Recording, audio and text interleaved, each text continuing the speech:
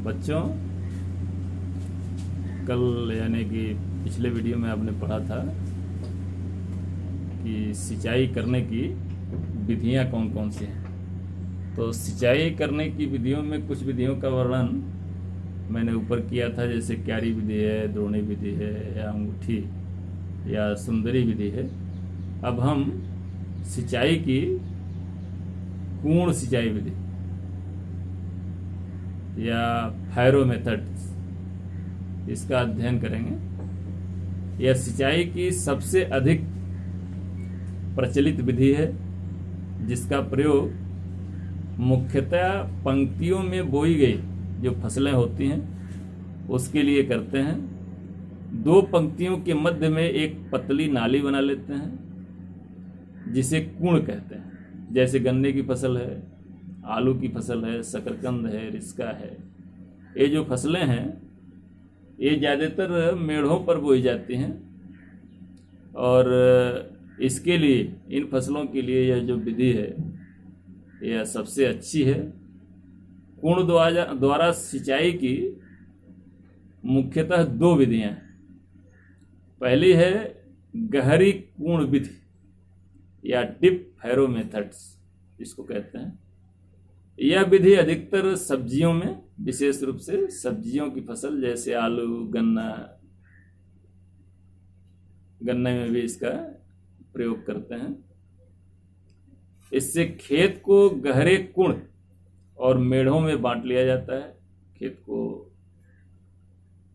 Divide करते हैं कुण और मेढ़ों में।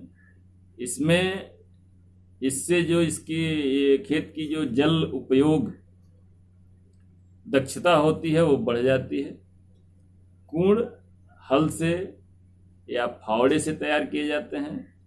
सब्जियों के खेत में जो कुण होती है वह 3 से 8 मीटर की दूरी पर बनाई जाती है, लेकिन जिसमें भूमियों में जल ग्रहण क्षमता अधिक होती है, जैसे बलुई भूमि, इसमें कुण की लंबाई 45 मीटर तक रखते हैं।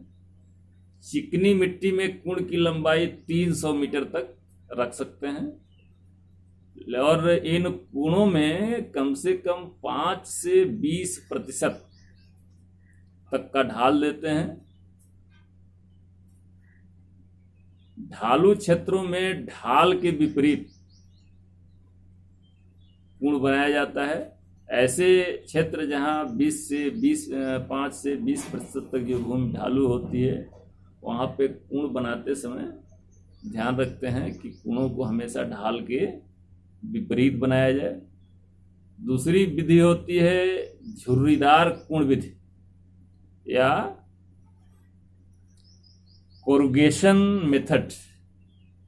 इस विधि का प्रयोग ऐसी फसलों में किया जाता है जिसके अंदर पंक्ति से पंक्ति की दूरी बहुत ही कम होती है, जैसे गेहूं, जौ या अन्य छोटे दाने वाली जो फसलें होती हैं उसमें इसका प्रयोग करते हैं। इन फसलों के कुण में बोने के बाद, बीजों को बोने के बाद फिर उसमें पाटा नहीं लगाते हैं। इस प्रकार कुण का एक सूक्ष्म रूप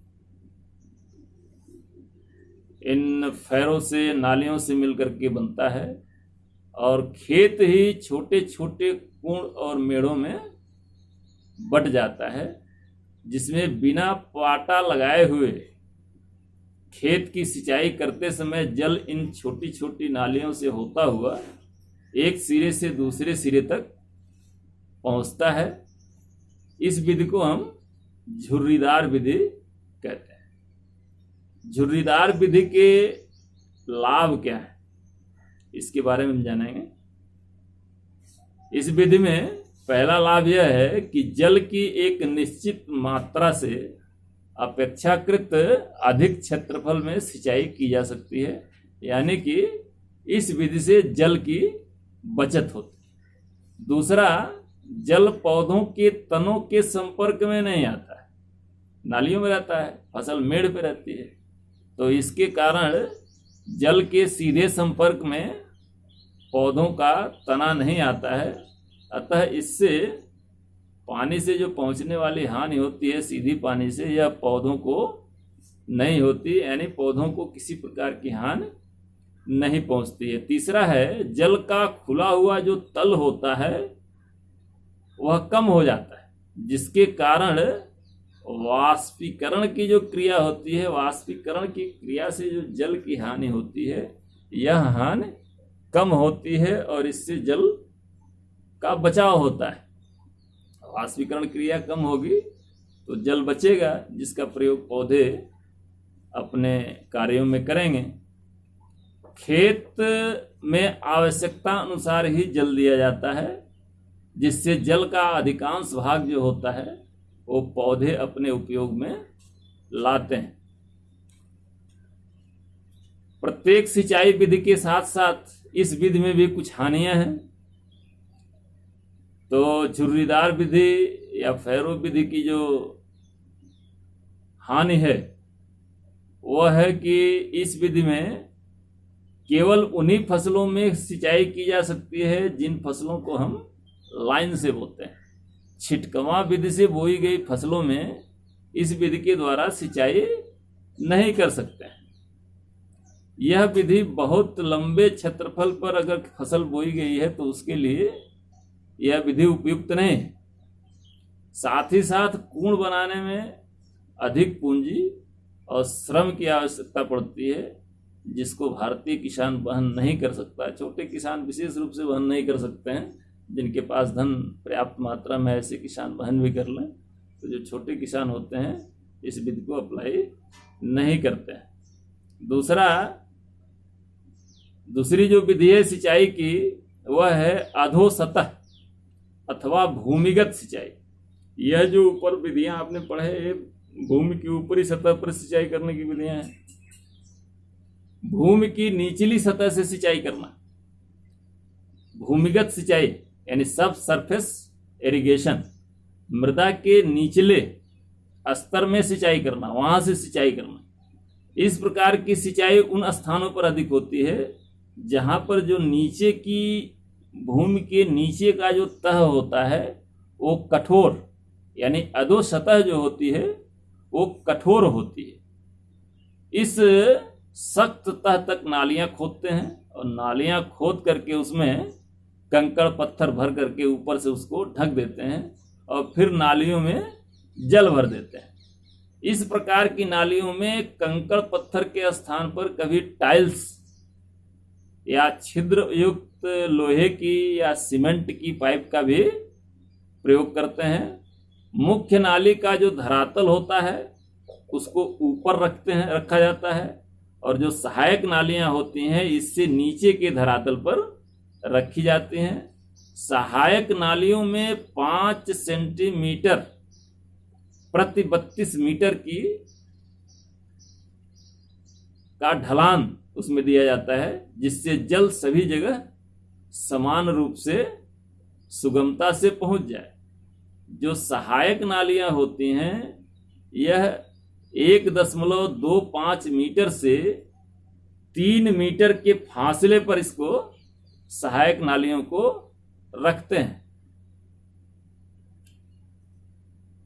मुख्य नाली का जो संबंध होता है वह जल स्रोत से होता है।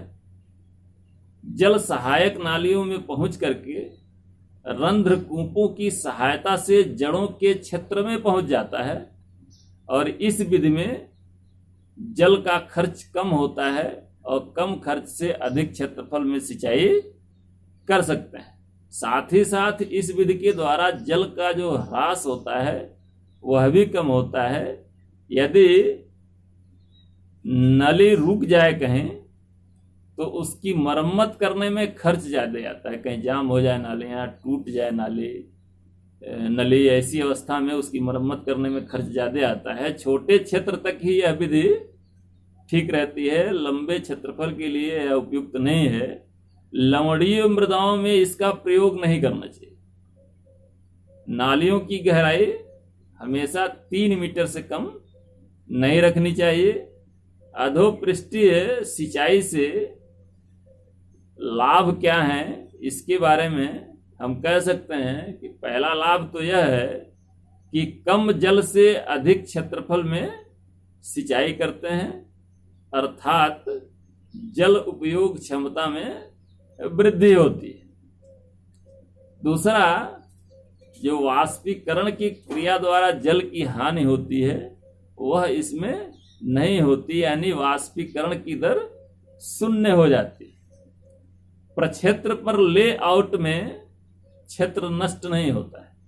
जैसे अगर सरफेस पे क्यारी बनाते हैं, मेड़ बनाते हैं, तो उसमें खेत का बहुत सा भाग चला जाता है, यह इसमें नहीं होता, पूरा क्षेत्र बुआई के लिए प्राप्त हो जाता है। सिंचाई की नालियां आवश्यकता पड़ने पर जल निकास के कार्य में भी उसका हम प्रयोग कर सकते हैं। भूपरिष्करण की क्रियाओं में कोई बाधा नहीं पड़ती है। साथ ही साथ जो सिंचाई जल की कीमत होती है, क्योंकि कम जल से अधिक क्षेत्रफल में सिंचाई हो जाती है, इसलिए सिंचाई जल की कीमत भी घट जाती है। समय और श्रम इन दोनों की बचत होती है। जल का वितरण हर जगह एक समान रूप से होता है। और 9वां लाभ है कि फसल पर इसका बहुत ही बढ़िया प्रभाव होता है और उत्पादन ठीक प्राप्त होता है। मृदा कटाव की कोई संभावना इस प्रकार की सिंचाई में नहीं रहती है। ये अधोपृष्ठीय सिंचाई के लाभ हैं।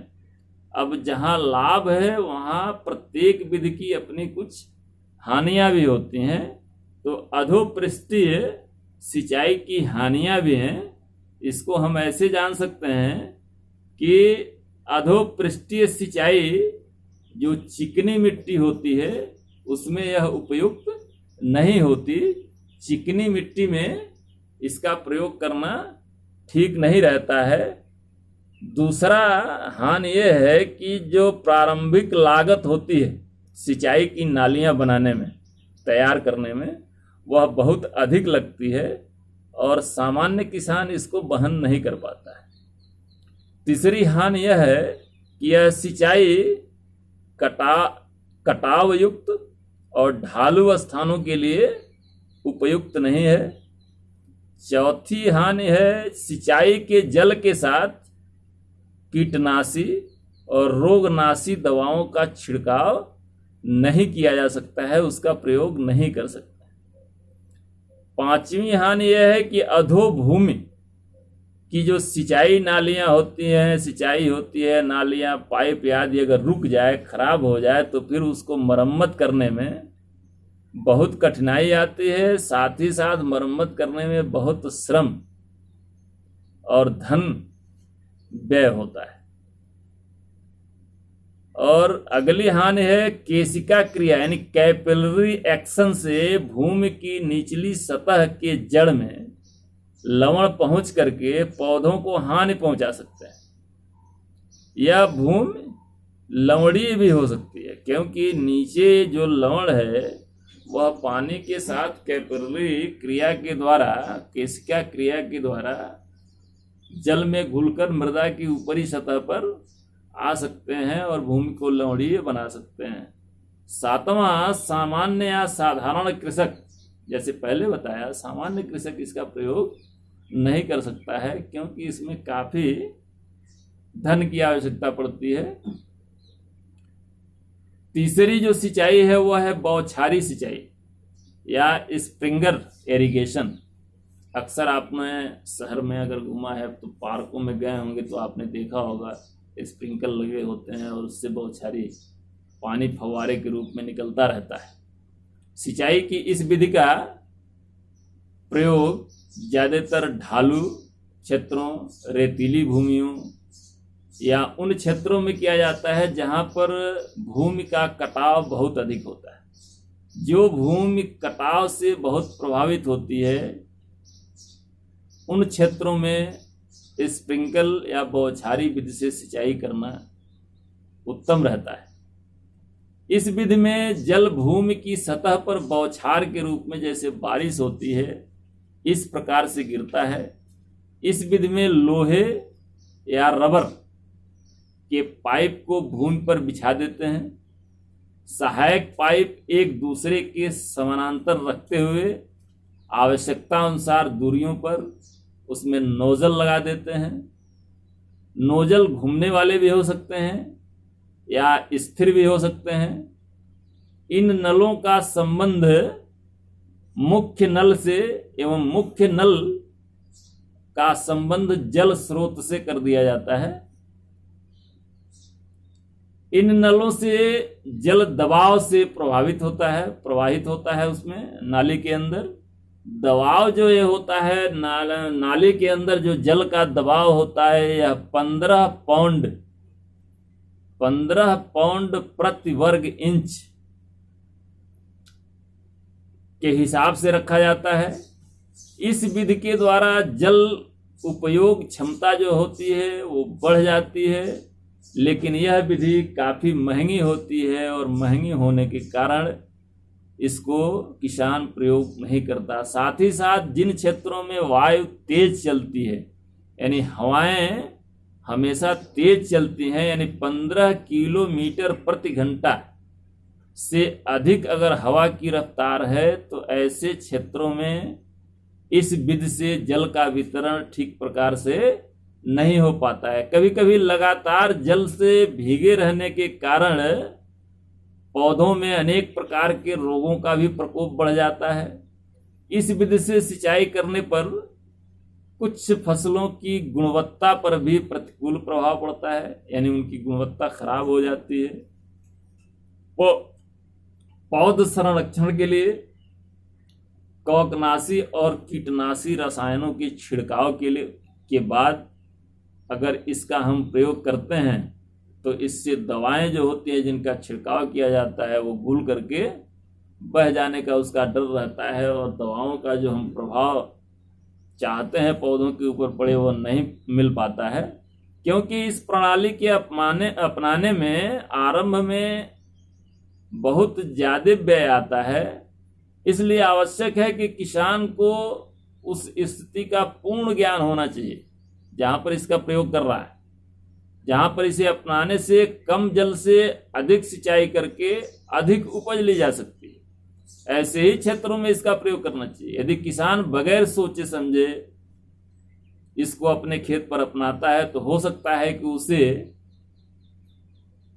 इतना धन व्यय करने के बाद भी पर्याप्त लाभ जो होना चाहिए वो उसको प्राप्त न हो सके। तो ये बौछारी विधि की भी कुछ अपने लाभ होते हैं। तो अब हम एक दृष्टि बौछारी विधि से होने वाले लाभों पर भी डालते हैं। तो बौछारी विधि से जो पहला लाभ है वह है बौछारी प्रणाली से भूमि को बिना समतल किए हुए भी सिंचाई की जा सकती है।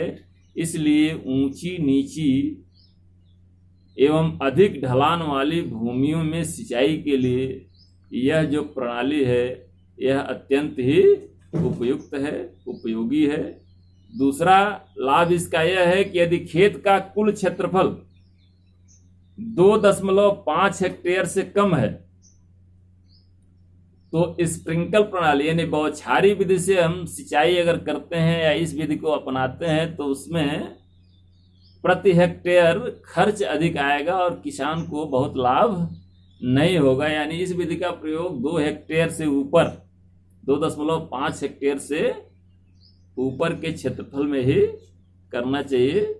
तीसरा लाभ इसका यह है कि जहां सामान्यतः तेज गति वाली हवाएं चलती हैं, यानी 15 किलोमीटर प्रति घंटे से तेज जहां हवा चलती है और दिन का तापमान भी हमेशा 35 डिग्री सेंटीग्रेड से अधिक रहता है, उन क्षेत्रों में भी इस प्रणाली की कार्य क्षमता कम हो जाती है, क्योंकि लगभग 10 से 15% जो जल होता है वो वाष्पीकरण के रूप में नष्ट हो जाता है।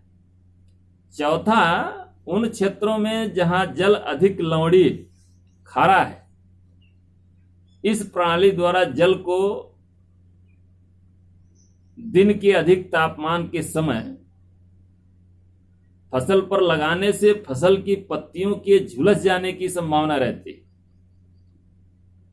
उन किसानों के खेतों में जिनको नहरी जल बाराबंदी से मिलता है, बौछारी विधि को तो अपनाया जा सकता है, लेकिन उसके लिए जल को तालाब या टैंकों में इकट्ठा करना पड़ता है। फिर नहर से जल का वितरण इस प्रकार हो कि जल नियमित रूप से आवश्यकता अनुसार मिल सके, तभी वहां स्प्रिंकल विधि कामयाब रहती है। बौछारी विधि से हानियां, इस विधि से पाइप का खर्च बहुत आता है, तो सामान्य किसान इसका प्रयोग नहीं कर सकता। इस प्रकार की सिंचाई के लिए स्वच्छ जल की आवश्यकता पड़ती है, यानी गंदे जल से फसल की सिंचाई नहीं हो सकती। ट्यूबवेल इत्यादि के जल की आवश्यकता पड़ती है। इस सिंचाई में जो तीव्र वायु होती है वो अवरोधक का कार्य करती है, अतः इसका अधिक तीव्र वायु की अवस्था में इसका प्रयोग नहीं कर सकते हैं। तो बौछारी विधि की ये लाभ और हानियां थी। चौथी जो विधि है वो है टपकाव या ड्रिप ट्रिकल सिंचाई विधि। इस विधि को सबसे पहले इजराइल जो देश है वहां अपनाया गया था। इस विधि को हम सूक्ष्म सिंचाई विधि या माइक्रो इरिगेशन भी कहते हैं। इस विधि में जल को प्लास्टिक पाइप के द्वारा डीपर्स, यानी कि जल टपकाने वाले छिद्रों तक, जो कि सिंचाई सहायक नलों में लगे रहते हैं, वहां तक पहुंचाया जाता है। सहायक नल पानी की पंक्तियों के अगल बगल में बिछाए जाते हैं। ड्रिपर्स में जल का दबाव कम करने की व्यवस्था होती है, अतः जल लगभग शून्य दबाव पर ही बूंद के रूप में बाहर टपकता है। इसी आधार पर इस विधि का नाम हम टपकाऊ सिंचाई रखा गया है। इस विधि से सिंचाई करने पर 50 से 70% से अधिक जल की बचत होती है और कम जल से बहुत बड़े क्षेत्रफल पर सिंचाई की जा सकती है। प्राथमिक रूप में जो ड्रिप विधि होती है वो कुंड सिंचाई विधि से समानता रखती है, लेकिन ड्रिप सिंचाई में जल को पीवीसी पाइप्स के बिछाए गए जाल में से प्रवाहित करने के कारण कुंड विधि की सभी त्रुटियां जो इसमें होती हैं वो समाप्त हो जाती हैं। इसमें जल की लीचिंग नहीं होती, जल लीचिंग करके नष्ट नहीं होता है, वाष्पीकृत नहीं होता है। खेत में टपकाव सिंचाई विधि का संचालन के लिए कई उपकरणों की आवश्यकता होती है, जैसे सिंचाई का स्रोत। तो जो सिंचाई का स्रोत है वह ट्यूबवेल होना चाहिए। इसमें filter, control valve, flush valve, दबाव नियंत्रक, जल का मीटर एवं उर्वरक वाक्स, ये सब पाइप्स में लगे रहते हैं।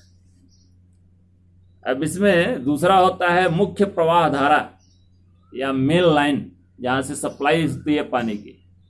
यह 28 मिमी उप मुख्य धारा के नलों में जल प्रवाहित करती है। यह उप मुख्य लाइन 12.5 मिमी वाली लचीली पीवीसी ट्यूब 90 डिग्री के कोण पर भूमि की सतह पर बिछाई जाती है। इन सहायक पीवीसी में जल टपकने वाले छिद्र की दूरी सींची जाने वाली भूमि की किस्म एवं फसलों की आवश्यकता अनुसार निर्धारित होती है।